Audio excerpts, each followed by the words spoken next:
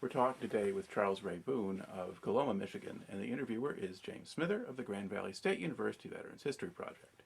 Okay, start us off with some background on yourself, and to begin with, where and when were you born? I was born in Magee, Mississippi on January the 15th, 1947. And did you grow up there? Well, no, actually I grew up in Mendenhall. That was the closest hospital at that point in time in history. It was in Magee. It's a small county, and they only had one hospital. They got two hospitals now, but all right. But did you grow up, did you live in the same home, or did you move around? Moved around quite a bit from place to place, and went to the first and second grade there in Mendenhall, and then my father moved to Brandon, Mississippi to live with our grandparents, his parents, and we lived there, and then my grandmother fell and broke her hip, and I went back to Mendenhall and finished up 11th and 12th grade there with them. All right. Now, did you help my grandmother? Okay. And what was your family doing for a living when you were a kid? My father was a truck driver. He drove a concrete truck, one of those great big old mixers. Before that, I think he worked in a box factory and did various other jobs between World War II and there, because he was a Army veteran in World War II. He started out in North Africa and wound up in the South Pacific. One of the few units that fought both the Germans and the Japanese. Right. Okay. All right. Now, let's see. Did you finish high school? Yes. And where did you go to high school? I went to Brandon and Mendenhall. I finished in Mendenhall. Okay. And what year did you graduate? 1966. Okay. Now, at that time when you graduated, were you aware of things like the Vietnam War and the draft? We were aware of it. It's ironic, one of the girls in our class was named Randy, and she came in crying one day because she got a draft notice. I told her, just take your birth certificate and your mother and go down there and they'll straighten it all out. Yeah, I would think that at the physical they'd figure this out, but okay, yeah. She was scared. She was going to Vietnam and get shot. All right. So when you finished high school, what did you do then? I went back home to Brandon with my parents, and she had a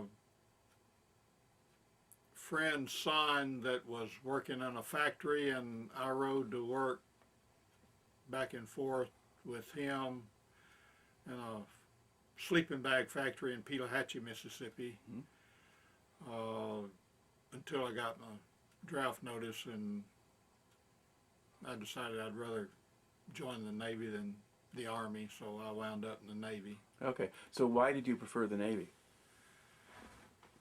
Join the Navy and see the world. Okay. Only I joined the Navy and saw the swamps of Vietnam. It didn't work out too well. But right. Okay. Now, so when did you enlist? I think we have that as. That was in 67, yeah. I think. Yeah, April of 67 is what the discharge paper says. Got my training in boot camp in San Diego. And okay. Talk about that. What was the boot camp like? Boot camp. Okay. There's not that much difference than any other boot camp, sure. I don't think. Boot camp is mostly boot camp no matter what branch of the service you're in. Nobody likes it. Yeah, but most people today don't go to boot camp, so they don't really. So when you arrive there, what do they do with you?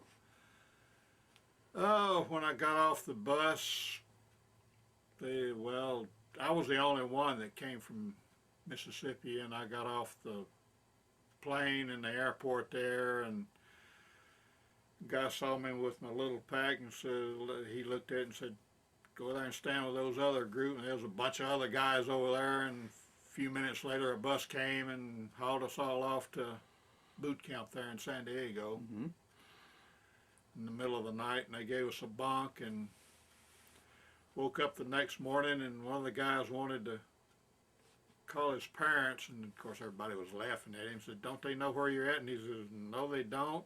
And as far as I know, I left the engine of the car running."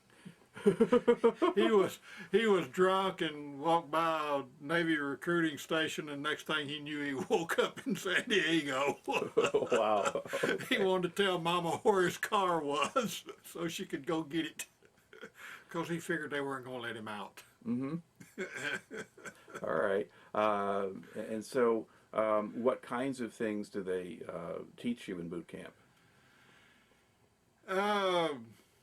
Mostly they break you down because you're an individual, and then they build you up as a unit. Mm-hmm. Because in the military, no matter what branch of service you're in, you got to act as a unit or it's not going to work. And they teach you, you know, the history of the service that you join in, which happened to be the Navy and me, a little bit of the history, and of course they teach you about ships and stuff and weapons training and some stuff, and swimming school. That was interesting. They separated us, those that could swim and those that couldn't swim, and I was one of the non-swimmers, and we got through before the swimmers did, because they had to teach the swimmers not to swim. Okay. They didn't have to teach us that. We already didn't know how to swim. That's what they taught you was to float. Mm-hmm. Because if the ship went down and you a couple thousand miles out from in the sea, where are you going to swim? The best swimmer in the world can't swim that well. Mm-hmm. And what direction are you going to go? Where's the nearest land? Mm-hmm. So they're teaching you to float. That's why the Navy has the bell-bottom pants, so you can come out of them Mm-hmm. with your shoes on. Because they teach you to come off that ship with your shoes on so you won't break your ankles. Because like if you're on a carrier or something other, you're going to be pretty high up there before you hit water. And the shoes would protect your ankles? Protect your feet and ankles. They Okay. would help on that. All right. I did not know that. Okay. So you definitely learned something then in boot camp. Yep. Now, how easy or hard was it for you to adjust to life in the Navy? And following orders and all this kind of stuff? Well, I never thought of it that way, but you pretty much do it, they see to it. Mm-hmm. I never thought about it being, well, it wasn't easy, but it's just something you did. And I kept running through my mind, I'm not the first one to go through this, you know, and they're obviously not going to kill me because it's costing them too much money, and then they'd have to ship me home and all this kind of stuff and pay for the funeral and everything else. So I just, whatever, you know, I just took it in. Mm-hmm. Now, do you remember any of the kinds of things they did when somebody screwed up? I mean, what sort of punishment there would be, or what kinds of things they do? Well, in boot camp, no one person screwed up. The whole company screwed up. So if somebody screwed up, we all had to do extra calisthenics and extra marching and extra this and extra that. And so we pretty much policed ourselves and made sure nobody screwed up Right. after that. All right. Now, the guys you were training with, were they from all around the Oh country? yeah, and they were a couple there that had transferred from the Army. They decided they didn't want the Army anymore, and for some reason, I guess they wanted to make a career out of the military because they either couldn't get a job home or whatever, and they transferred from the Army to the Navy, and of course they had to go through Navy boot camp. All right. Okay, so how long did boot camp last? Was it 8 weeks? I don't remember. It was, yeah, 6, 8 weeks. I don't remember now. Okay. So not a really long period of time. No, Okay. not too Now, long. when you signed up, did you get to pick what other kind of training you might get, or at least? Theoretically, you did. The day we got to pick what we were going to do, first I wanted to be a Seabee constructor, because you know you can get good jobs out of that. You know, bulldozers and cranes and all that heavy equipment stuff. You know, it's good training in the military. And good paying jobs on civilian, and I put that down, and they wouldn't even hear of it. Said we got too many of them already. Mm-hmm. And this was like late in the afternoon, and we hadn't had dinner yet, and I was hungry. So I decided to fool with this. I can't get out, but I'm not going to go through the next 3 or 4 years starving to death. So I said, well, I'll be a cook then. He said, no, we really don't need any cooks either. So I just kind of leaned over the table and says, I will be a cook. And he just kind of looked at me and said, okay, you can be a cook then. I don't care. So that's how I wound up being a cook. All right. So after boot camp, I went to CS school. All right. And where was that? That was in San Diego Okay. also. Okay, so on the same base. All right. And so at cook school, the Navy, what did they actually teach you? Kind of ironic. They taught us more psychology than cooking. Okay. And of course, there's always somebody in the back wanting to know how come we had to know all this psychology stuff. And he says it's real simple. The guys have 2 things on the ship. They got the same captain and they got the same cook. None of them can cuss out the captain. You've got to know how to handle the crew. Okay. You've got to keep them happy. That's the bottom line. So did they teach you anything about cooking? A little bit. They really didn't care if you could cook or not.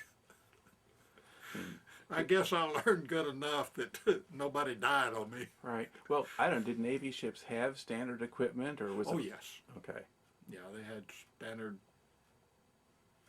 equipment and everything, so. All right. And basically with the idea that everything was already pretty well organized and so it was here just go make this or... Yeah, you got a whole big old thing of recipe cards. They're all made for a crew of 100. Mm-hmm. So if you had a crew of 50, you just cut it in half. If you had 200, you just doubled it. So you pull out whatever you're having and follow the recipe. Okay. All right. And about how long do you think you spent in cook school? I don't remember exactly. 3 or 4 weeks. I don't remember how long it was. So not a real long time for No, that. it may have been less. It may have been only 2 weeks. Okay. 2 or 3. All right. And then once you finished that, what did they do with you?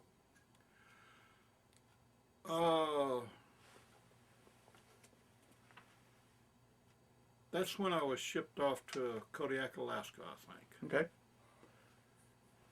And I was there for about a year.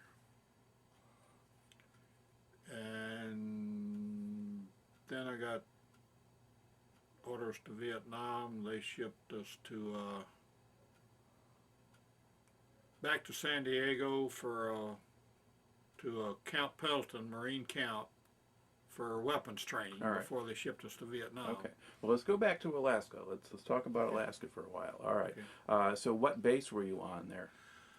The naval base there on Kodiak Island, they had the Navy and the Marines and the Coast Guard. Mm-hmm.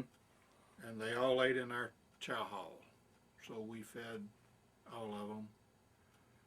And we had Navy cooks and a couple of Marine guys that were cooks in the Marines. And one interesting thing while we were in Alaska is when the North Koreans hijacked that naval ship. Yeah, the Pueblo. The Pueblo, yeah. And at that time, just about all the Marines there were Vietnam veterans. They come out of Vietnam, they would send them to Kodiak, Alaska to kind of calm them down before they turn them loose in the civilian world back into the States. And I think that was one mistake they've made now is whenever they come out of Afghanistan or Iraq or wherever they're at, they just send them back to the United States. Mm-hmm. They never give them a place to calm down or get orientated back into some kind of civilian life or anything. I think that's one big mistake they're making.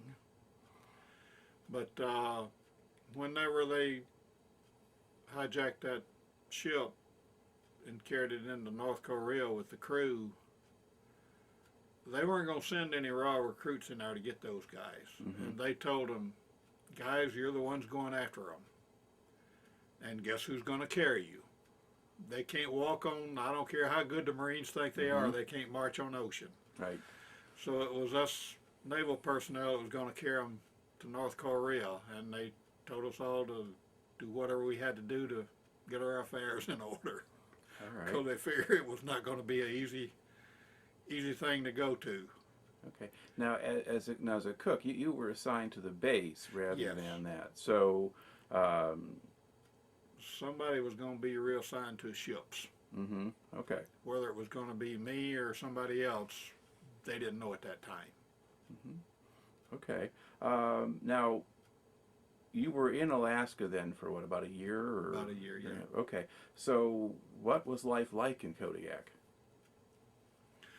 Well, it wasn't actually too bad. In wintertime it was kind of cold, but sometimes we'd laugh because it would be colder in the lower 48 than it was up there with us, because the current that went by Hawaii turned there at that island, so it would keep it warm sometimes, but sometimes it was pretty cool. Okay. Now, did you get a lot of snow?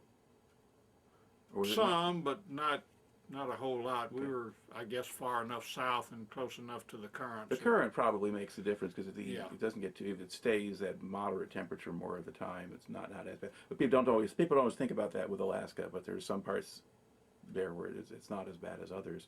All right. Now, was there much going on the base? Was there a lot of going in and out, or was it pretty quiet? It was fairly quiet. One time there they had two of the great big transport planes, what is C-141 or what are those great big mega transport planes, come out of Vietnam, and they had, because they couldn't land in Alaska because of a snowstorm and didn't have enough fuel to go to Seattle, Washington. They had to land there. Right. And it took, I think, 2 days for the truck to fuel them up. And they had Marines guarding them all the time there and wouldn't allow nobody around there. And what they were full of was bodies that were shipped back from Vietnam. And it was interesting that week, every week they gave the number that died that week and all that kind of junk. And, well, it was just a normal week.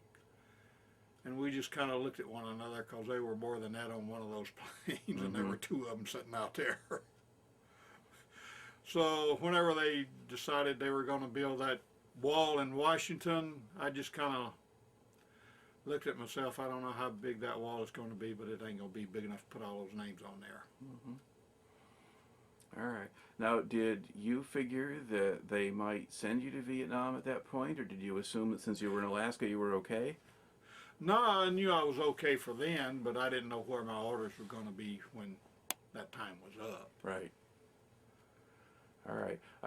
So, let's see. Now, if you think about the time you spent in Alaska, did you get to go off the base much or do anything else? Oh yeah, you could go off the base and go into town. To get into town, you had to cross the runway because that was a unique runway for the planes there.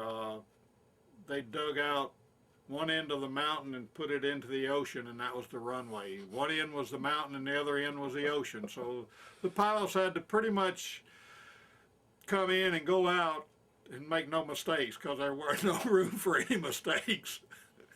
And they had a great big huge sign that said that when the red lights is on, you will stop, and they meant you will stop, and they had Marines with machine guns to make sure you did stop because that meant the plane was either taking off or coming in. And the runway and the road was one and the same there for a short distance. Okay. It said when the lights is on, you will stop. And they meant you may not stop, you will stop. All right. And what do they have in town? Usual town. It was a small town. It wasn't a big town. Few stores and all, and naturally a few bars and all. Don't know how I know about that, but anyway. The stores were interesting. They had Kodiak Island is famous for the Kodiak bears, and a few of the stores had the Kodiak bears mounted in there, standing up like that, you know. And what was interesting, they'd cut a hole in the floor and drop it down to where the feeder level with the floor. I could walk under the arms there of that bear, which made me right off that I didn't want to meet one. Right. And in the bars, it's especially in the springtime, it's funny to see all those old guys come out of the mountains. They walk into the bar with a great big Bowie knife on one side and a great big 44 Magnum on the other side in case they run into a bear, either coming into town or going back up. One of the few places you can see guns in a bar. And at least that would be normal. Yeah. Not something to worry about. Nothing to worry about there. Right. Yeah. Now, did they provide much entertainment on base? And do they have? Yeah, they had a USO come through a couple of times. I got to see one of them. I don't remember who was on it. It was so long ago now, I don't remember. But do they have like a movie theater and things like that? Oh yeah, they had a movie theater and they had movies every night and stuff. I don't remember any of the movies I saw, but they had a rec room in the barracks there. Those old World War II Quonset huts. They had pool table and kind of lopsided, so you try to hit it there and it goes the other way because it wasn't level or it kind of warped. Right. So there's no way you could be ever learn to be an expert on that pool table. Okay. Now, when you got there, you're like the new guy coming in to join an existing unit. So what were your duties when you started? Nothing. They just told me when to show up at the galley for my duties. So that's all I had to do there was just cook. I didn't have any duties on the barracks or anything. Right. Yeah, okay, so it's a regular assignment, and it's different from being one of the people who has to dish out the food or anything else like that. Well, yeah, we did that too. Okay. Yeah. I was mostly on the line there because they said I could handle the guys better. I don't know why. I just, they come by and I just dip it in there. I didn't see any rocket science in that. Okay, I don't know. So, you had all that psychology training. Maybe that was it. I don't know. Well, but I mean, did you have much trouble, or did they just come and take their food and go away? No, it was pretty much no arguments. Sometimes they'd ask for seconds or something other, and if there was plenty there, I gave them seconds. That's no big deal. If they wanted extra and there was extra there, sure, give it to them. Yeah, otherwise give it to the bears. So, yeah. Yeah, government kind of frowns on wasting their stuff, so if they wanted it and it was there, give it to them. Right. Okay. So eventually, you kind of, now this is basically kind of into 1968 when you're there. Yeah. Now, do you remember hearing about things like Martin Luther King assassination or Robert Kennedy or any of that stuff? Oh yeah, they had TV and news and stuff and all. Did any of those things have much of a ripple effect on the base, or was it just news? I'm sure it did, but wasn't really a whole lot you could do one way or the other. You were just there. And yeah. Now, up in Alaska, did you have kind of a ethnic mix? I mean, were there black men working along with you, or was it mostly white? Oh yeah, it was kind of like the military. It was kind of, you're just all thrown in together and you just do your job. And did you have any sense of racial tension there, or did they just kind of do their jobs? And no, I didn't notice any so much myself. Yeah. There may have been some, but I don't recall seeing it much. Yeah, coming through the chow line, you don't pick up a lot of the stuff going on out there, and I didn't see a whole lot, didn't hear of a whole lot. They may have been a little going on there one way or the other, I don't know. you could throw that many people together, you're going to have something going on all the time anyway. Especially when you got Navy, Marines, and Coast Guard all thrown in together. There's going to be something there every once in a while. Right. There's no way to avoid it. Okay. But I never heard of any major anything. Okay. Now, did you have kind of a group of guys that you normally hung out with, or did you just mind your own Yeah, business? usually it was mostly cooks and a couple other guys out of the barracks. You know, black tends to stay alike when there's a big group like Right. that, because they had several Quonset huts there, and we were kind of over here, and the others was kind of over there. So, especially in the wintertime, you don't really want to go traveling back and forth when the wind is 90 miles an hour and it's 40 below zero. It's kind of it kind of dampens on wanting to go outside. Right. Now, did you ever get off Kodiak Island during that year, or did you just stay there the whole time? Okay. I was there.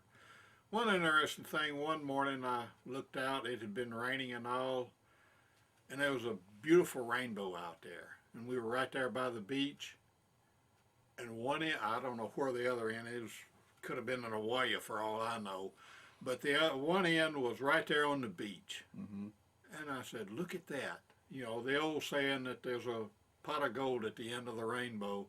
Well, I couldn't see no pot of gold, and I figured there's probably not one, but I thought it'd be interesting to go and walk through a rainbow.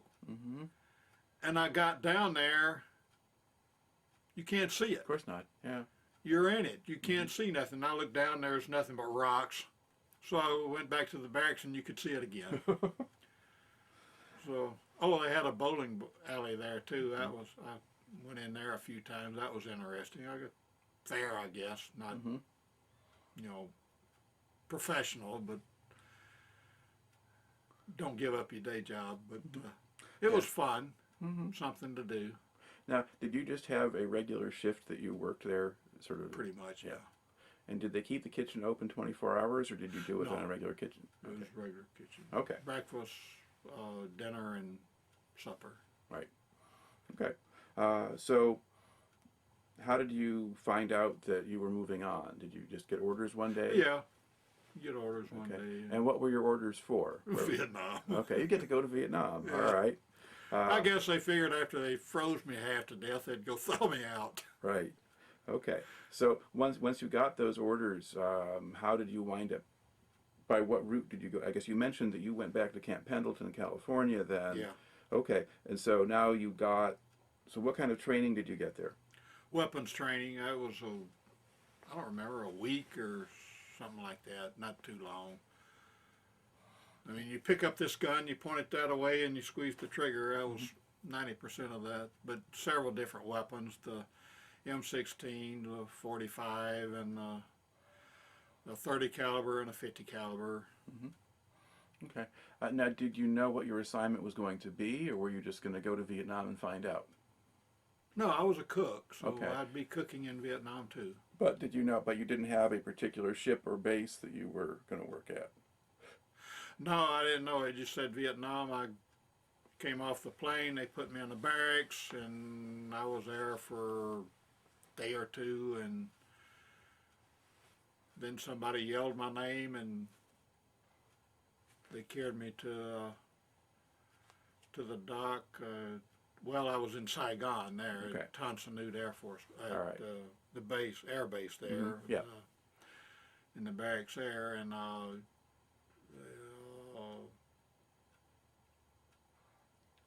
So when I you don't remember if it was a bus or what, but anyhow, I was in some kind of vehicle. I guess it was a bus because there was more than one of us, and they carried us to Na Bay, and a bunch of them were on base there, and they told me to go down here and go on this craft, and I reported there with my orders. And Okay. Now, when you went from California to Vietnam, how did they get you there? by plane, well, from Did you fly out of San Diego or El Toro or someplace, or? No, it wasn't San Diego. It was well, I don't know. It could have. Well, you were training at Camp Pendleton. Yeah, that was out of San Diego, wasn't Right. it? Yeah. Yeah. And then from Well, there. it may have been out of San Diego. I don't know. Okay. I don't remember now. All right. And did you fly in a military aircraft or a chartered civilian plane? It was civilian plane. Okay. They shipped us to Hawaii, and we got off the plane there, and I don't know if it was the same plane or a different plane, but anyhow, they fueled the plane up, and they had Marines at all the doors to make sure we didn't leave the area there, because they figured once we hit the beach, that plane was leaving without us. So, All right. so nobody could leave the lounge area Right. until they got ready to load the plane up. Okay. And then did you fly straight to Tan Son Nhut from there? Or did you stop again? Yeah. Okay. And what was your first impression of Vietnam when you got there? Well, I looked out the window before we landed and saw that mess, and I says, the way everything was laid out there, I says, easiest thing in the world to attack and destroy. I said, this is more political battle than it is anything else, because there's no way the enemy couldn't overrun this place, because everything's so scattered out and laid out. It's crazy. All right. And you got there. So now you get sent. Now the base that you were sent to was a place called Na Bay. Is that on the Saigon River? Or Yeah, it's on the Mekong on the River. Mekong River, yeah. And then what craft or boat were you assigned to? The YFR 889. Okay. And explain what kind of ship that is. It's a yard freight reefer. Okay. Big old floating refrigerator. All right. Carried food up and down and other supplies. But it basically was to carry supplies. So was it kind of like a converted big landing craft or something? Or? No, it was a boat. built for that. It was. Okay. It was. Well, I understand it was in a mothball fleet in Alaska somewhere. I don't know why Alaska. And then in Vietnam they brought it back out, and it was used during World War II. That's what it carried. It carried food. Okay. And about how big was it? We had a crew of 12, I think, 10 to 12. And then, now was it, if you were going to explain to somebody what it looked like, did it look like just a small freighter, or did it have some distinctive look to it, or a barge, or? No, it was a ship. You could tell it was a ship. Smaller than a ship, bigger than a boat. I don't remember the exact dimensions of it.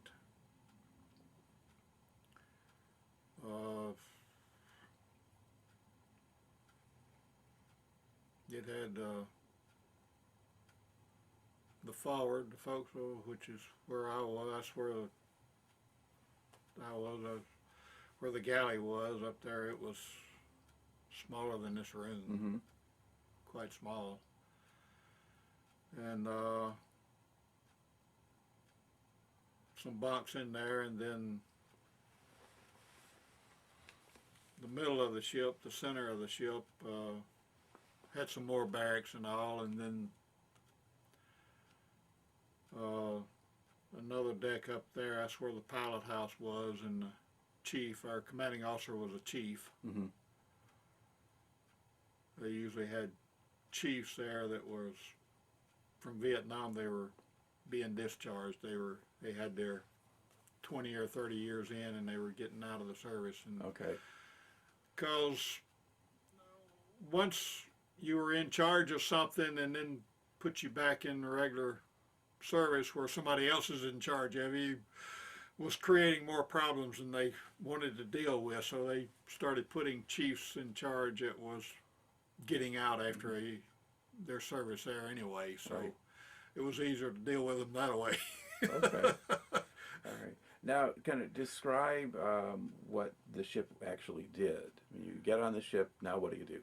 Or what happens? Well, when we go down the river, or up the river, we'd go to Saigon, load up with supplies, and then we'd go up the Mekong River, dropping off supplies to all the bases and all up there. You know, it may be naval bases, it may be Army bases, Marine, but whatever bases was on the river there, that's where we'd unload the supplies. Okay. And you're doing this mostly in 1969, Yeah. right? Yeah. Okay. Some of them were, I forgot what they call them, but they were anchored out in the middle of the river, and they were all flat up there. That was where the helicopters landed. Right. Yeah, because we had some floating bases there. Yeah, there were some floating bases there, and we'd load them there. Food supplies and all, whatever other supplies we had that we were carrying. Some we knew was ammunition, and some were boxed up and we didn't know what it was, and we didn't ask. We didn't want to know what it was. We just unloaded it when it came time to unload. Okay. And then as you're kind of going back and forth, so would you basically go to Saigon or to a smaller harbor to load up, or? It was in Saigon where we loaded up, yeah. All right. Now, did it seem to be a fairly safe job most of the time? Did people shoot at you? Yeah, we got hit once. One of the guys was hit pretty bad, but he had his flight jacket on, and that looked like he'd been through a shredder. But it saved his life. We called for evacuation for him, and a PBR boat came up, and we loaded him on him, and they carried him to hospital, patched him up, and about a week later we got him back. Okay. So he said he'd be having shrapnel in him the rest of his life because they couldn't get it all out. They just shrapnel all through him, but him having that flight jacket on saved his life. Of course, the rocket that hit went through that steel plate, and then the shrapnel went through that flight jacket, and then through him, and so it knocked him out pretty good. But going through that steel plate and through the, if that rocket had been 10, 12 inches lower, it went to the pilot house and wiped it out. And the two guys that was up there, and you can't steer that rascal without the pilot house. And rivers don't run straight. Okay, so that would have been an RPG round then? The rocket propelled grenade? I'm not sure what kind of rocket it was. Because most likely thing to do that. Sure, it was so far from us that we couldn't see, and plus the jungle, they were shooting, they had, I'm sure, a spotter somewhere up in the trees. Right. Yeah. We just poured everything we had into the jungle there, and whether we hit anything or not, I don't know. Okay. So what kind of armament did your ship have? We had, on the fantail, we had a 50 on each side and a 30 on each side. Up top side, where the pilot house was, we had a 50 on each side. And then where I was up forward, we had a M60, which is where I was stationed with the M60. Okay. All right, so you've got And the some rascal ability. jammed on me, and I think it took me about 2 seconds to unjam it. I had to take it off the tripod, and I couldn't find the gloves, but I got the barrel off somehow or another, and then there was, I don't know, 2 or 3 rounds jammed in that thing. One in the barrel and a couple of other ways, and I unjammed it some way or another and threw it back together and got it back up there.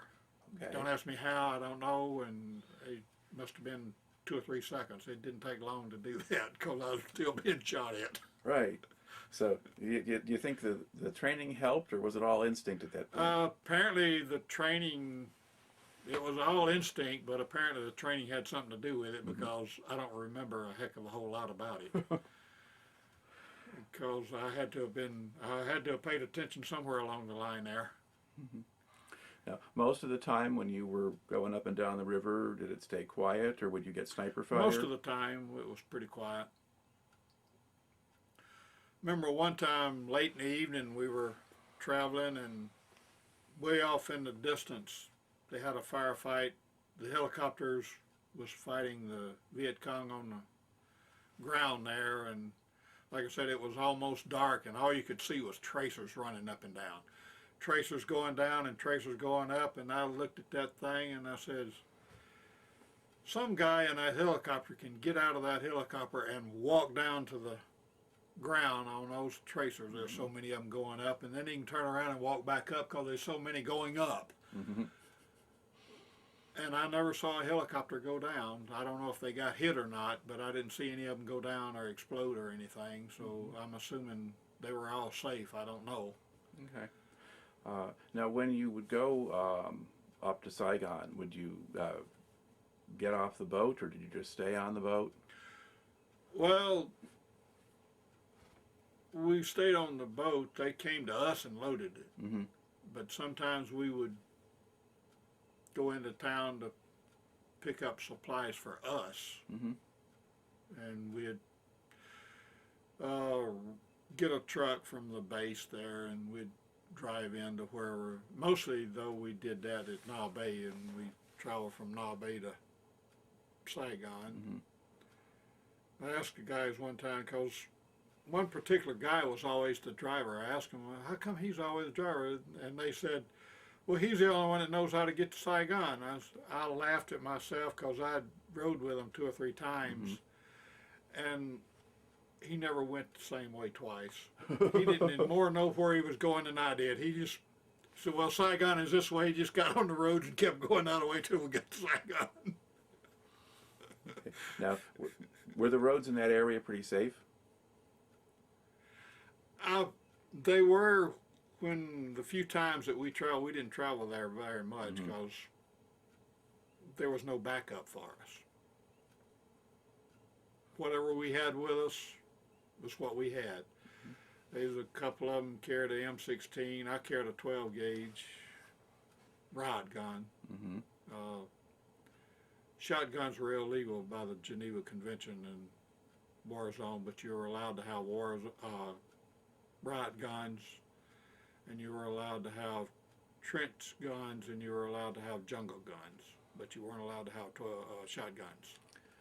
So I had a riot gun. Okay. Is there a meaningful difference between a riot gun and a shotgun? Well, that came about, the Geneva Convention came about after World War I, and the Germans did not like those 12 gauges in the trenches. Mm-hmm.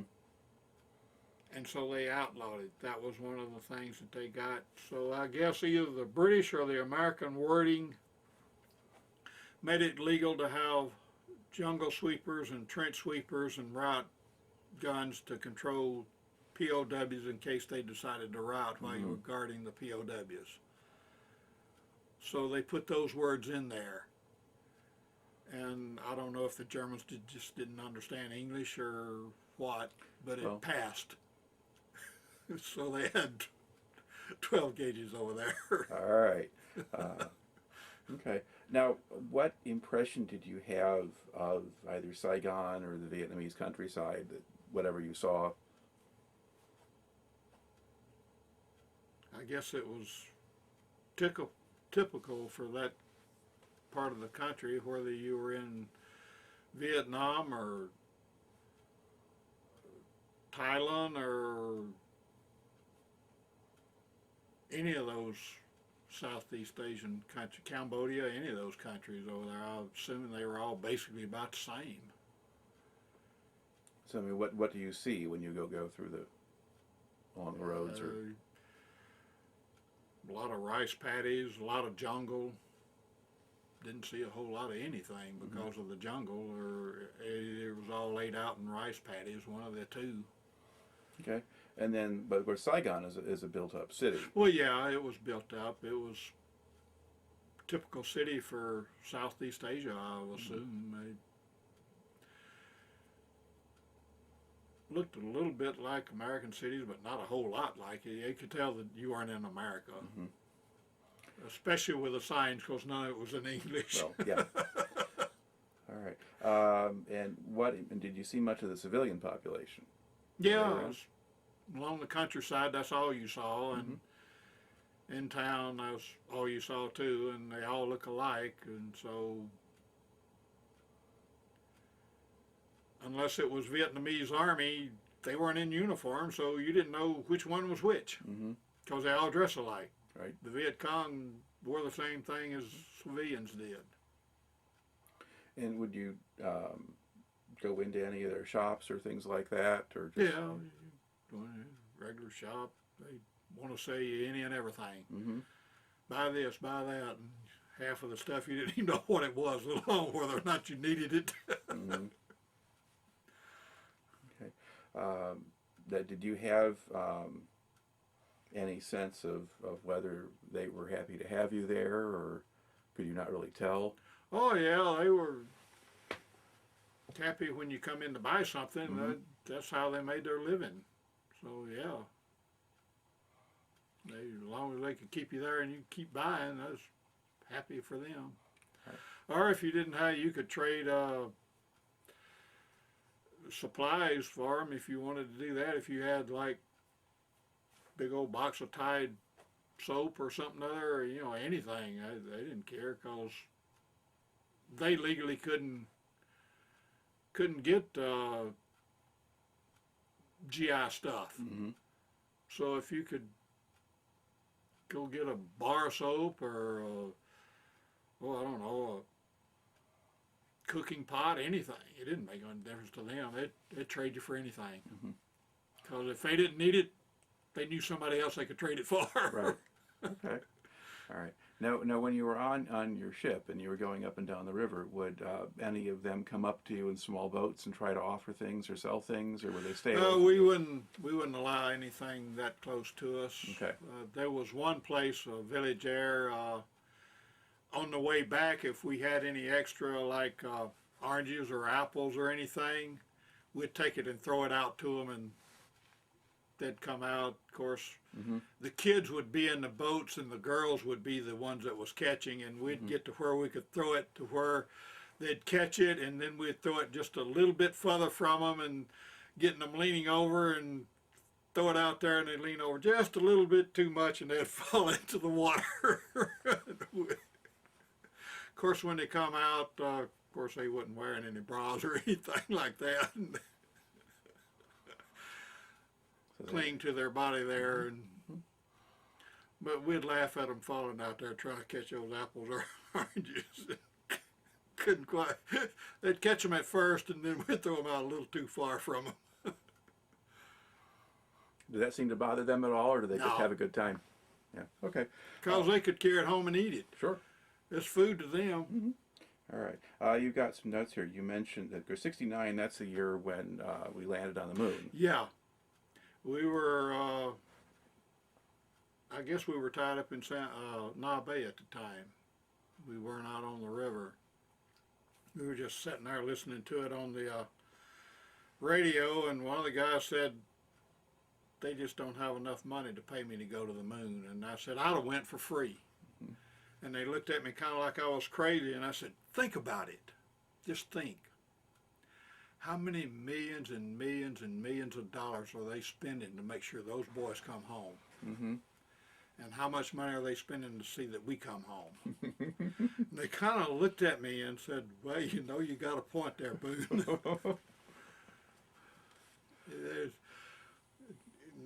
Now they couldn't pay me to go there because I'm home, but when I was over there getting shot at, I'd have went. Because that would have been a safer trip, I think, than fooling around in the jungle. Sure. Okay. Now, you're on the Mekong River a lot. I mean, the Mekong goes all the way up to Cambodia and Laos and so forth. How far up did you go?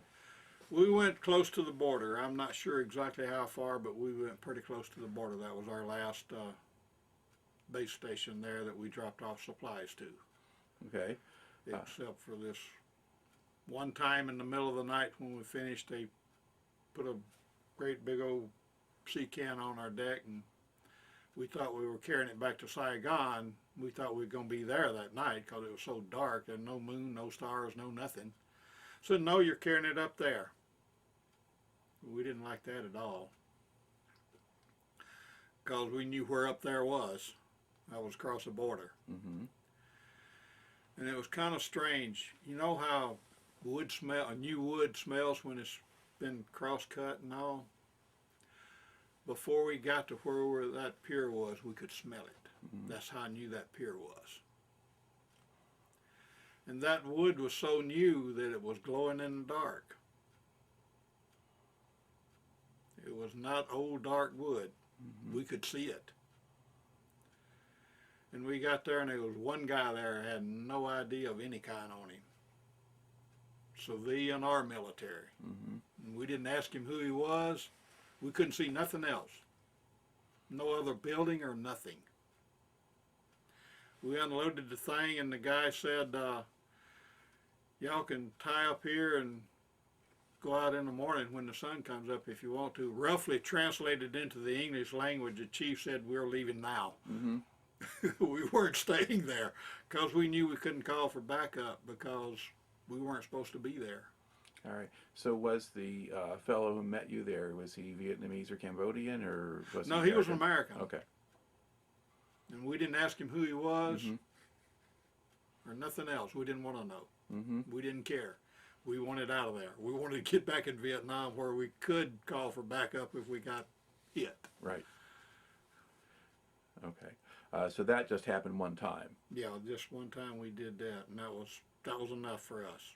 That was scary because we knew we were on our own. Okay. Now, one of the standard assumptions people make a lot about Vietnam was that there was a lot of drug use and things like that there. Did you see I any never of saw that? any, but then I was on that craft, and like I said, there was 10 or 12 of us, Yeah. and I figure most of them were on the drugs before they ever got there anyway. You know, to have, you know, at one time there were, what, 500,000 of us there, to say there was no drugs out of that many, it would be kind of crazy to make a statement like that. Yeah. But whether it was as widespread as some of them claim, I don't know. We had one time they put a guy on our boat to carry back to Saigon. As far as we know, he never did any drugs, but he was a hippie. Anti-war thing, refused to pick up a weapon or anything, so they were sending him back to the States to be court-martialed. Okay. And so they put him on our boat. We figured our commanding officer, I can't remember who he was, but him and the chief hated each other like no two people could ever hate each other, but they did. They didn't like each other. I think they put him on our craft to carry back because they were hoping that since the chief hated hippies, that one of them would kill the other one, and that way they could kill two stones with one. The survivor they could court-martial for murder. But Right. anyway, that's when we got hit, when we were downriver. Okay. And he was one of the first guys on that 50 up there. He happened to have been up by the pilot house when we got hit, and he was the first one on that weapon. And that 50 jammed. And that 50 had that great big plate on the front of it. Plus, I think we had four links of 50s hooked together. He picked that sucker up, threw it on the deck, and the deck is only about day big around the pilot house. Went to the other side and picked that 50 up because we were getting hit from the other side. Brought it over there. After the firefight, it took 4 guys to pick that sucker up and carry it back over there and pick that one up and work on it and get it unjammed because it was that heavy. It was not an easy thing to do. And I think the chief put in for him for some kind of crazy medal or something other, just Right. to screw with the commanding officer. Said let him court-martial him with that one on his list. Right. Yeah. We laughed at the chief. Now, you mentioned chief and commanding officers. The chief was the one who actually commanded your boat. Yeah. And then a commanding officer, was he on the base or was Yeah, he was on the base. We never Okay. even saw him. All right. I have no idea what he looks like. Whether he's tall, short, fat, ugly, handsome. So I have you- no idea what he looks You like. mostly just heard about him from The chief. Yeah. And it was nothing good. All right. So what did you think of the chief? Typical chief. But I you- mean, I guess he was okay. I mean, there were times when you didn't like him, but there was always times when you don't like somebody giving you orders. As That's typical. That's nothing different there. It's, as far as I know, he was an okay guy. Okay. Now you had mentioned in describing the ship that it had been originally a refrigerated ship. So would you carry food and things like that that you kept cold? Okay. Yeah. So you were still using it for that purpose. Yeah, we were still using it for that purpose. So yeah, we'd carry fresh food like lettuce and tomatoes and all, and it had to be refrigerated, or it was gonna. The first station was gonna get okay stuff, and the rest of them was gonna get stuff they threw over the side because it's gonna be rotten. Right. It wasn't gonna preserve very well. Okay. We'd carry frozen food up and down the river too, so it had to be refrigerated for that, or it'd all be melted by the time we got to the last place. Now, did you get to help yourselves to any of the stuff you were carrying? You know, if they had some steaks, you'd take a couple extra, or... Yeah, well, the way that kind of technically worked, when we went into Saigon for our supplies, we all had little chips. We were allowed so much this and so much of that, like beer or whiskey or something other. And we'd all take our chips in, and we'd get cases of whiskey and beer that we were allowed to get with our stuff, and we'd put it on there. And every place we went, Chief decided he wanted some steaks. He'd go get a bottle of whiskey or something other, and he'd go down talking to the guy we unloading, says, how about dropping a case of steaks or whatever, a case of chicken or whatever it was we wanted, you know, a case of potatoes or whatever, you know. So we'd trade a case of whatever for a bottle of whiskey or whatever the guy wanted, whether it was vodka or whiskey or whatever brand he wanted that we had, or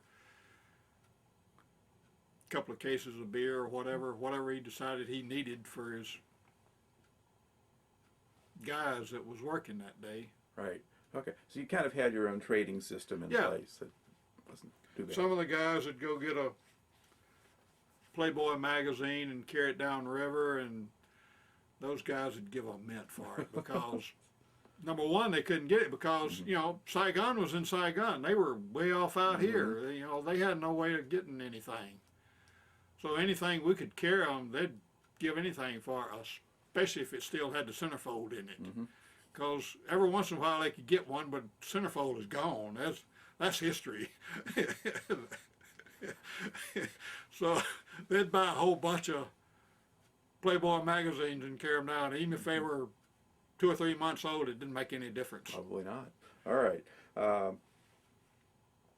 Okay, I think we've got the stuff that's on your list about actually being in Vietnam. I think we've kind of gotten covered here. Is there any other particular impressions or memories you have of that Vietnam tour that you haven't brought into the story yet? Oh, it might be, but I can't think of any offhand. Oh, one time, one place we picked up 4 or 5 guys. I don't remember how many now. It was 4 or 5. It was a handful of them. They had these great big huge boxes, each one of them with. They were SEALs. We carried them from point A to point B. We didn't ask them where they'd been or where they were going. We figured, number one, we didn't need to know, and number two, they weren't going to tell us anyway. Right. But that was interesting, talking with those guys. Okay. So, I guess one thing I wanted to ask, normally in Vietnam, people had their year-long tours, and so you'd be, if the ship was already there, people would come in and go off. So over the course of the year that you were there, did the crew pretty much all turn over? Or were there guys who were there the whole time you were? A few guys, but most of us was there most of the same time. Okay.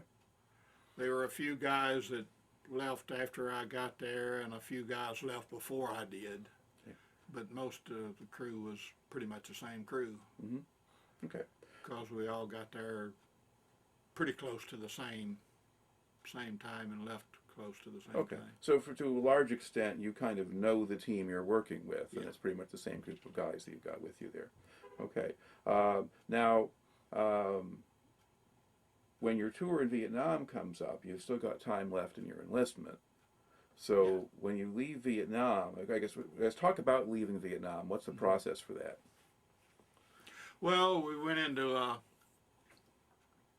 Ton Sa Nut barracks again, and well, me and another guy, we had a sister ship, the YFR 890. And one of us would go down one week and the other would go the next week. We flip-flopped that away pretty much the same. And me and this other guy that was on the 890, we got off at the same time. We got off, and there was going to be 2 or 3 days before a flight went out. I forgot now. It was 2 or 3 days. So we were in the barracks there, and one morning there was all kinds of excitement going on, and we want to know what in the world's the excitement going on. Well, they had a guy ran up with a satchel charge on the barracks that night, and luckily the charge didn't go off. And they had a new guy on guard duty there that didn't shoot the guy. All right, we're gonna pause right here because this tape is about up. Okay, we had gotten to the point in your story where you were about to leave Vietnam and you were on a base. Now, were you going to leave out of Ton Sa Nut, or yeah, okay, out of Ton Sa Nut. And you mentioned basically that a Viet Cong sapper or somebody got onto the base and had blown up a satchel charge near a barracks. Well, no, they put a satchel charge up there, but it never went off. Okay, it was a yeah, dud. Yeah, it wasn't fixed right or whatever. So fortunately, it never went off. Mm-hmm. And that was exciting. Me and the guy, we looked at one another and says, "You know, our plane's not leaving till tomorrow." He says, "I don't think I'm staying here tonight." He says, "I ain't either." So we left. And the guy says, "Y'all aren't supposed to leave till tomorrow." I said, "No, we leaving now. We ain't hanging around here." So we wandered around town for a little bit. And what was interesting was that my orders was to New York. I don't remember the ship or anything. I just remember I was supposed to go to New York. And the guy looked at it and says, "You want to go to New York?" Says, "I don't care where I go as long as it's out of here." He said, "Well, come back in an hour." Well, orders come out of the Pentagon. I came back an hour and my orders was Charleston, South Carolina.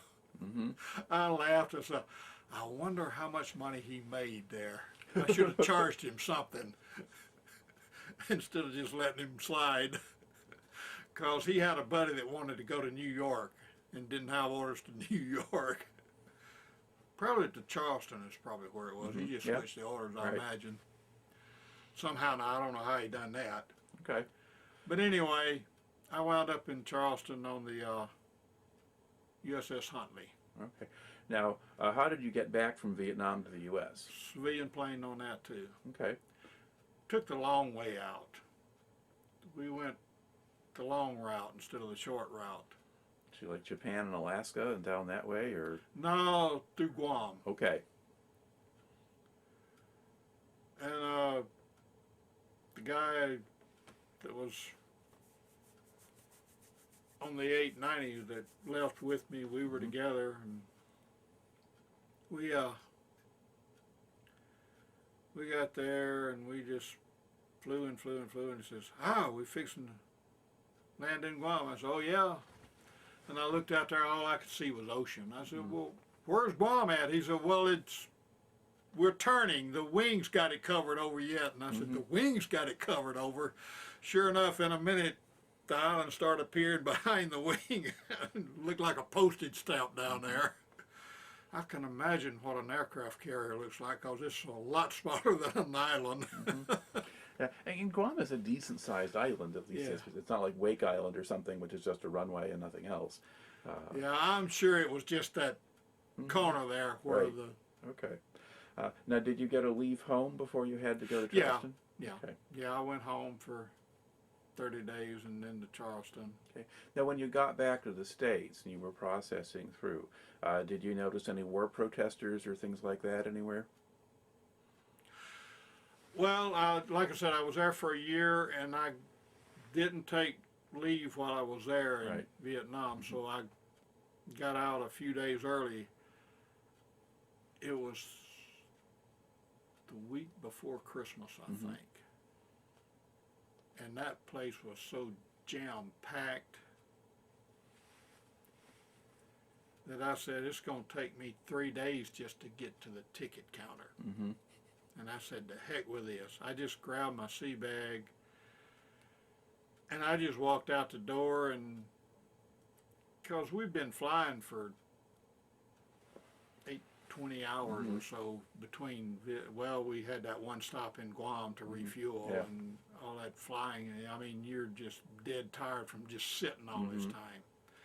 So I just walked out there and just threw my bag in the first cab that was there and said, whatever hotel you want to carry me to, I don't care. I'm tired, I need to go to sleep. So he carried me to some hotel, and I checked in there and stayed there for 2 days, I think, and then took a train home. But what was interesting, the new guys coming into Vietnam was talking about the topless bars and all this stuff, and we're trying to figure out what the heck is a topless bar. Had no idea what they were talking about. You know, does that mean they put a bar on, you know, San Francisco and all? They put a bar on top of the building and just didn't put a roof on it because it don't hardly ever rain or anything in Southern California. So the next morning, I had to go find out what a topless bar was. Okay, I found out. Well, by then, some of the places were no longer topless. They were topless, bottomless, nothing. And I thought that was quite interesting. Yeah, well, it's kind Because of... there ain't nothing like that in Mississippi. No, no, it was kind of a novelty even there. Okay, but that was San Francisco that you were in, though. Yeah. Okay. That night I went into this one, well, I was just walking around the hotel there, you know, and there were a couple of mom and pop places I went in. They were nice. And one place I walked in and I looked around and says, well, maybe I shouldn't stay here because nothing was in there but girls. And I figured maybe I shouldn't hang around here too long. So I left that place. Not that I had anything against girls. I hadn't seen one in a year. But I figured maybe this was not the place to pick one up. Right. And I walked around to this other place, and it was one of those topless, bottomless bars. And it wasn't very big, and it was way out of the place. It was not in downtown and not a big place. It was mostly just local people that came to that one. And I think it was 3 girls. They did the switcheroo thing. One of them would be on the stage dancing, I guess that's what you called it. And the other 2 would be serving the beer, whiskey, whatever you ordered. I was just sitting there at the bar. And I got to looking around, and I says, whose turn is it to go up next? One girl said, it's mine. Why? I says, can you do me a favor without getting fired? Because I didn't want anybody to get fired. It wasn't worth that. He said, well, I don't know. What is it you're wanting? I says, don't go up on the stage. And she kind of looked at me funny. I says, I'd be willing to bet you a beer that nobody's going to notice. Well, like I said, it was mostly a local area people. And those guys were just sitting around shooting the breeze and not paying any attention to the girls because they'd been there so long they'd done seen the girls and it was no longer a thing for them. She says, she looked around and the bartender was not paying any attention to anything either. He was just jawing with the guys. She says, I'll chance it. Sure enough, her turn came, the music was playing, she didn't go up there, and the music stopped, and the third girl got ready to go up. Nobody ever noticed she never went up there. Of course, if it'd been downtown or where all the sailors are, Yeah. that could have never happened because there's no way they wouldn't have not noticed. But I thought that was unique. Okay. So you're broadening your cultural horizons here. Yeah. I guess that'd be Sort one way of. looking at it. Yeah. Okay. Technically. Right. All right. But then you wound up taking a train cross country rather than flying? Yeah, because, like I said, it was just before Christmas and there was just no way. Well, I went from San Francisco to Chicago. I don't think nobody was on that train hardly but me. Mm-hmm. That sucker turned at Chicago to go to New Orleans, which is a stopover in Jackson. A couple of other places it stopped. It was jam-packed. I mean, jam-packed. Standing room only, because they had more people on there than they had seats for them to stand on. I just grabbed my sea bag, threw it by the door of the passenger plane there, and just sat on my sea bag there. Mm-hmm. And it went from, I don't remember how many stops. It probably stopped, probably in Memphis too. Mm-hmm. And almost all of them black, which didn't bother me any. But they were all going from Chicago or either to Memphis or Jackson or New Orleans to be with Mama. Right. Which is what I was doing. That's what you were doing too. Yeah, okay. So you get home there. So what was it like to be home after the year in Vietnam and the year in Alaska?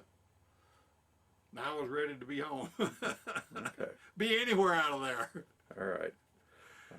But now you've got to go on eventually and you go over Charleston, South Carolina. Yeah. Okay. So what was your assignment when you got there? I was on the Huntley there. I was a cook there. Okay. And what kind of ship was the Huntley? It was a submarine tender. Okay. And did it go out to sea or to stay in the harbor? No, it stayed mostly in the harbor. It went out to sea one time. We went to Puerto Rico for, I don't know, 2, 3, 4 days. I don't forget.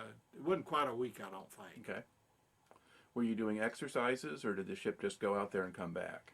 I'm not sure what they did. Where they just went to Puerto Rico for a couple of days and then back, or where they had something they were doing. I don't know. I didn't ask anybody why we were out or what we were doing. Just anything to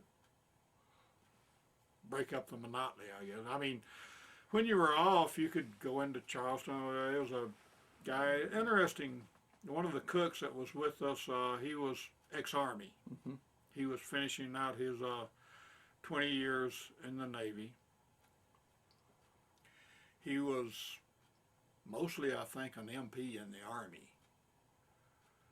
But he was in Germany for a while, and he was stationed there in Germany, and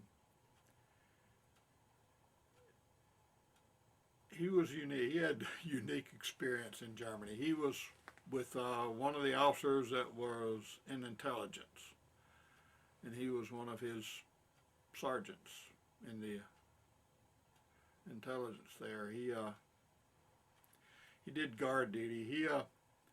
He stood guard on outside of doors and buildings while they did what intelligence does. And he said he went with his officers one day, and his officers kept looking back and says, "I forgot something." And it was bothering the officer because he couldn't remember what it was he forgot, but he knew it was important. And he said they pulled up to this one house, and they got out, and he was supposed to guard outside that house there while they were in there. He says, "Now I remember what I forgot." He said, "What'd you forget?" I think his commanding officer was a captain. So, "What'd you forget, Captain?" He says, "I forgot to put the hood over your face." He said, "I wonder how much money the government spent on getting a new safe house after that." Because he wasn't supposed to know where they were going. And he said he had a roommate, a corporal. And he came in one night, he had a double shift, and he was beat, he was tired, and he hit the sack. Said it hadn't hardly been an hour before that corporal came in and woke him up, and he wanted to bust that corporal. And he came up with that fist, and he said a strange thing when he turned that light on. He was no longer a corporal. He said, we got an emergency, get dressed. So he got dressed, and they carried him overlooking a bridge on this river and gave him a rifle with a scope on it. Said, if that guy moves, take him out. If somebody besides us go down there to pick him up, take him out. If he jumps off that bridge into the river, take him out. Okay. If we don't pick him up, we don't want him alive. He says, okay. So he said about 15 or 20 minutes later, Army vehicle that he recognized, and he recognized the people in the vehicle, came up, opened the door, and the guy got in and left. He never had to shoot. Mm-hmm. And they came back and picked him up and carried him back to the base and says, you got tomorrow off. Mm-hmm. So he slept till he woke up. And he know, never saw that corporal or that officer ever again. Right. Now, do you know if he was in Berlin or if he was just somewhere else in West Germany? He was, I'm sure, Berlin. Mm-hmm. That's where a lot of that kind of thing went on. He would sometimes go with his officer across Checkpoint Charlie. Yeah, that's Berlin. Yeah. And he said they'd go across there into a bar, and he knew German pretty well. And he said they'd sit in a bar there, and he said 15 minutes later they knew what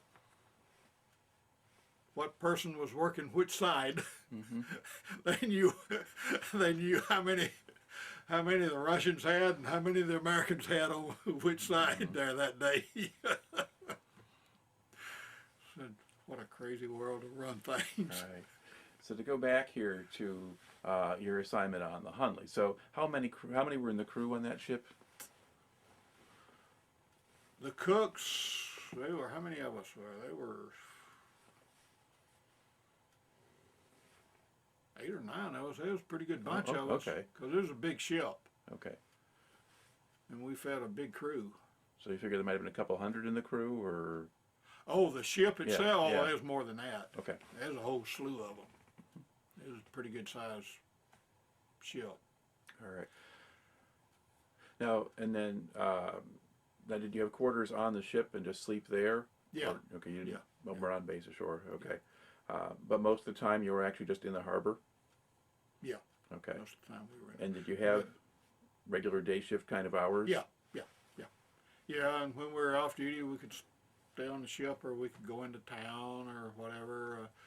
The guy in the Army, he had his wife and kids on the base there with him, and I kind of hung around with him a little bit, and sometimes I'd go over to his house and hang around a little bit with his kids, and sometimes we'd go into town. And if we went into town, if we went into a bar, he'd call his wife and says, we'll be home tomorrow, because we didn't have to go in that for duty the next morning, because he wouldn't drive and drink. There was a place called the Seven Seas where the military could get a rack, or we'd get a room in a motel or something other somewhere, because he wouldn't drive and drink. If we went to drink, then that was it. There was no more driving. Okay, well, good for him. Yeah. Oh. So we would we'd either go into town and then come back, or we'd go into town and stay until the next day, whichever. Okay. And we'd go into places that, most of the places the sailors wouldn't. We'd go into where mostly there was just going to be civilians, because we didn't have to worry about bar fights or anything like that. We'd go into places where most of the fighting was done by lawyers in a court of room. Right. We felt pretty safe there. So, but you pay more there. So, well, sometimes the extra 15 or 20 cents per drink is worth it. All right. That was close. When I was in San Diego one time, I went to Coronado. I guess that's when I was in cooking school, because you didn't do it when you was in boot camp. I went to Coronado and watched the from the fence SEALs train for a while out there. That was something to see too. Something I decided I didn't want. I remember one time in San Diego in cooking school, they had a bunch of, it must have been about 500 of us in a movie theater, and they showed a 30-minute program of the first week of SEAL training. They were trying to recruit some of us. As far as I know, nobody volunteered. And that was just the first week. Those guys go through all kinds of stuff. My hat's off to them. All right. Now, so you're in Charleston, and so initially you're on the Hunley, but that's not the only assignment you have there. They eventually switch you to something else, right? Yeah, the Beetlejuice. Okay. They were decommissioning the USS Beetlejuice. And do you have a sense of what kind of ship that was? I think it was some kind of supply ship, but Okay. I'm not sure. I don't remember. And so what does the decommissioning consist of, or what happened while you were Getting there? her ready to mothball her. She was no longer going to sea. She was no longer going to, she would be in mothball until either she was recommissioned or she was cut up for scrap. One of the two. Or she sat there until she rotted and sunk. I don't see it doing that, All right. because that would take forever. Now, did you stay on the ship while it was being decommissioned? Okay. Yeah. So hadn't gotten that far. Now, do you have any idea why you were switched on to that or given that assignment?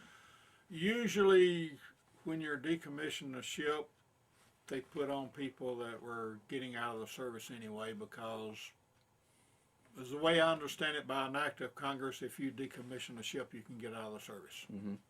So they wouldn't put any raw recruits on there, Right. because they weren't going to deal with that. Okay. About how long did you spend doing that? A month or two. I don't remember exactly how long. All right. Now, how long then do you actually spend in the Navy? I mean, it looks like it It was was. about 3.5 years. Yeah. Now, were you getting out a little bit early? It could have been a little early because of the Vietnam, and I didn't go on leave in Vietnam, so that was 30 days leave there. And the decommissioning of the Huntley, so by the time you had another 30 days and another month or two of, that's another 3 or 4 months at least. Yeah, because they were giving So early that was outs. pretty much, that would have been pretty much close to 4 years. Right. there. Yeah, because you're about 3 months shy of that total. So okay, so early '71 you finish up. Yeah. Okay. Did they make any effort to encourage you to re-enlist? Oh yeah. So what were they offering? Actually, there was a ship, I don't remember the name of the ship, but there was a ship that they were commissioning there in Charleston. They wanted me to re-up and be a crew member on that. That would have been a unique thing too, because I'd have probably got a big plaque for that as well as the decommissioning. I'd have had a matched pair there. That would have been unusual. All right. I thought about it, but you know, at that time, well, they'd started changing a bunch of stuff. They'd started changing to where there was people complaining because they was cutting their hair off in boot camp, and they didn't like. Well, what do you expect? It's boot camp. Besides that, hair grows back. And there was one. They didn't like this, and they didn't like that. Well, it's the military. You know, if you don't like it, why did you get into it? But pretty much, I just got out. Okay. The time basically was up.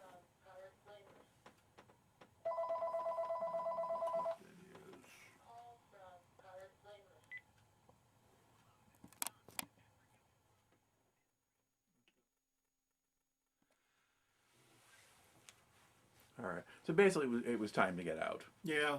All right. So once you did get out, what did you do?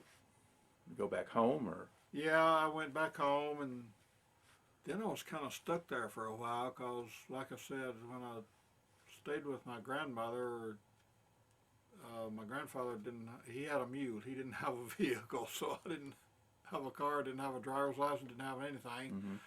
So I wasn't going anywhere. And my mother at the time was a hairdresser. She worked for the state. She worked for the state mental institution. Mm-hmm. And she said, they're looking for security officers out at the state hospital. So I said, well, okay. So the next morning I went to work with her and applied, and they hired me right off the bat there, and they have dormitories there at the state hospital. Mm-hmm. So I got a room at the dormitory because I didn't have a car, Right. didn't have a driver's license. I couldn't drive it if I did have a car. Mm-hmm. So the dormitory where they assigned me was right across the parking lot from the maximum security unit, which they put me there. I wasn't at the front gate. They had what they call outside security and inside security. I was inside security. Mm-hmm. I worked at the forensic building. They had all the Charles Mansons and Jeffrey Dahmers and all the guys like that there. They were ruled insane by the courts, and they put them there because they couldn't put them in the Into the regular state- prison population. state Yeah. pen. Okay. So they put them there at the mental institution. And So how long did you stay with that? it was several years I stayed with them. Then I wound up a few jobs in between that was, and then I wound up working at the county hospital. I was a EMT. I worked in the ER. Our ambulances ran out of the emergency room, not out of a fire department. Mm-hmm. In my humble opinion, all ambulances should run out of an ER and not out of a fire department, Okay. because of the much more experience you get at an ER than you'll ever get at a fire department. Of course, I was a firefighter too, a volunteer firefighter. Okay. So I had that too on my off days. All right. So how did you wind up in Michigan? Well, I went to church singles camp, and I met my wife, which was from Michigan, Mhm. right here in Coloma. This is her house. This is Okay. where she lived. And she was single. She had been married, had 2 sons, which live here in the area. And she was divorced, and she had heard about singles camp. It was in at our college in Charleston. Collegedale, Tennessee. Mm-hmm. We had a college there, and that's where the singles camp was for our church that year. And she didn't have a way down there, and she called some people that knew some people that knew some people that knew some people, and she rode down with, I believe it was Leota Jones, who turned out to be the sister of Magee Johnson. Okay. That's who she rode down with, Mm-hmm. and rode back up with. So that's how we met, and we met down there. Somebody asked us one time how we met, and I started telling, and after I got through, she says, not exactly. We were there for a week, well, 10 days, and I don't remember her the first half of the week, Mm-hmm. or 10 days. I only remember the second half of her. And she said, we met the first day, because since Miss Jones was one of the officials, she was there early, and since I was on vacation Mm-hmm. and nothing else to do, I'd got there early. So she actually signed me in, Mm-hmm. but I don't remember it. And well, since she was there, she said, well, I'll help, and so she signed me in, and I'd been introduced to her 2 or 3 other times during the week, but I don't remember it. why or how she does. One time we made a trip to Lookout Mountain and Ruby Falls, which is a cave. Yep. And a few other places, and the girl that was in charge of that was out of New Orleans, and she had came up to Jackson, Mississippi, and started the singles group, which is how I got involved in the singles group. And she was in charge of that, and she knew that I drove fire trucks and ambulances. And the guy that was supposed to drive the bus that day had decided he wanted to do something else, and she asked me if I'd drive the bus. I said, okay, I'll drive it. So I drove the bus, and she sat in the back seat, the seat behind me, and talked to me all the time, and I don't remember that. But anyway, the way I remember her is the day that they had different things going on, like going to Nashville and the Grand Ole Opry and a few other things that was going on, and neither one of us had money for all that extra stuff, so we didn't go anywhere. So they shut the chow hall down for that day, but they left open the little old thing there, the student, whatever it was called. It's kind of like a fast food like place. Yeah. It wasn't a regular restaurant, but you could go there and get stuff to eat and stuff, and they had that open for us, the ones that didn't go anywhere. So I went there, and there were some older ladies from the church I was, and I was going to get something to eat because it was getting about dinner time. And I saw them sitting there, and I spoke to them, and she was sitting with them, and I didn't recognize it. I just saw 3 girls sitting there, didn't pay any attention. I was just talking to the older lady from my church. And I went down to eat, and later they came down, and whenever they came in,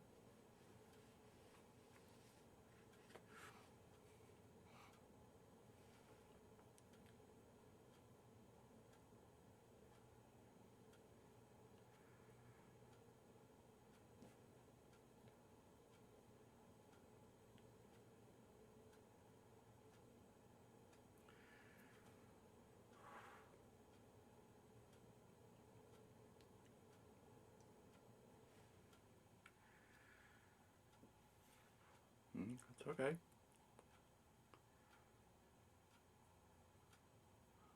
So she was there? she had that beautiful smile.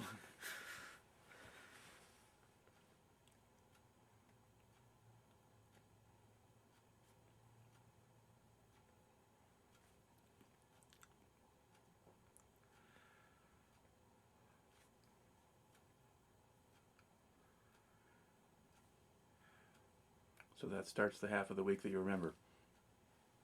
Oh, okay. Yeah, I'd sitting at this little bitty table, which wasn't hardly big enough for one person, let alone 2. So I got up and went to a booth, and they had this petition there. And the girl from my church, she came out first, and she just started laughing. So her and the other girl, she made sure they got in. She was an older lady too. They got on one side of the booth and left Shirley and me for that side. So I remember most of the stuff since then. Okay. And so basically you got together, and then at that point it was time for you to look for a job in Michigan? Well, not at first.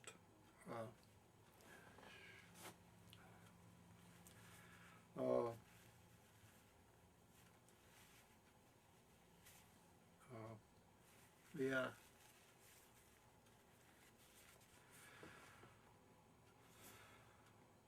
We had a few other things going on. One night, I guess she borrowed a car. know any other way that. No. By then, yeah, okay. By then, yeah, I had a car and a driver's license. Right. That's how I got there. I drove. Mm-hmm.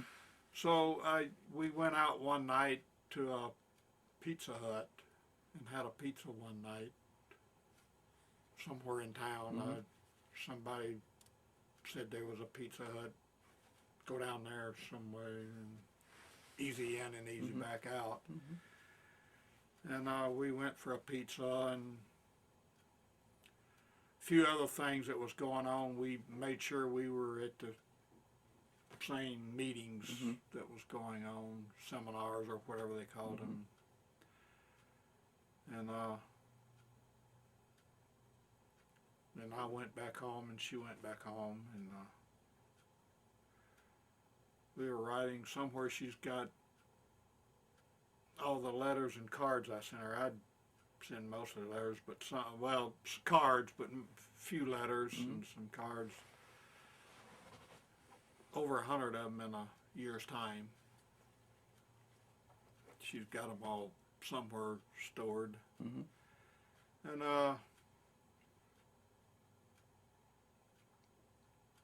she came down one time to meet my family and all, and I came up here one time and met her family, and one day when we were talking on the phone, I decided that was ridiculous. Asked her if she wanted to get married. So, a month or so later,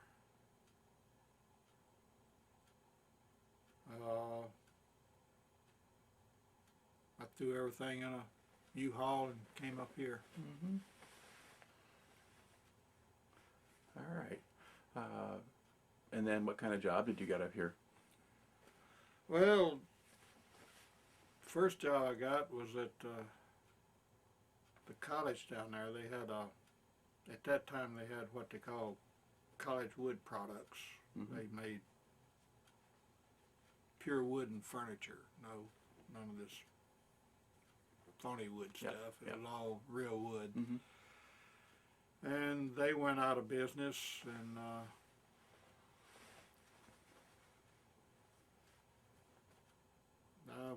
wound up going back in security. All right. And I've been doing that ever since. Okay. I guess just to look back now at the time that you spent in the Navy, what do you think you learned from that or took out of that experience? Well, I learned Navy is just like America. They got people from all over the country in it, and there's all kinds of people in it, good ones, not so good ones, jerks a few times. Mm-hmm. But most of them are pretty neat people and pretty decent most of the time. It's just like regular America, only it's military instead of civilians. But it can be a very good life. I could have probably made a good career by staying in it. Mm-hmm. But being single, I probably should have stayed in it, but I didn't for whatever reason, and came out. But Because you had made Yes. yourself, I guess, a couple of notes here. I don't know if you... oh, yeah, two things I saw. We had a little old sign on our boat. I think a lot of people had the same thing on their base and on their crafts, and it went something like, "We have done so much for so long with so little that we can now do anything forever with nothing." Mm-hmm.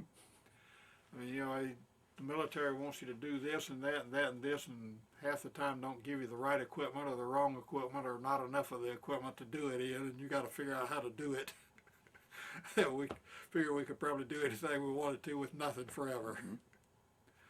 But one thing I saw that really stuck with me, and is, for those who fought for it, Freedom is something the defended will never know.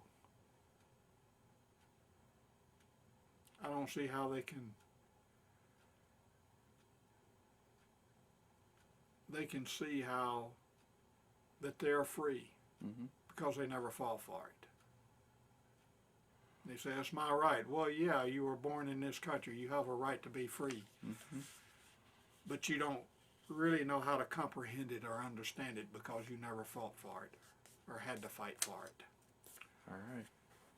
But that's something the military can get that civilian will never get. And it's part of why we record these stories. We want to learn things and how you see it and how you understand it and what that means. So thank you very much for taking the time to talk to me today.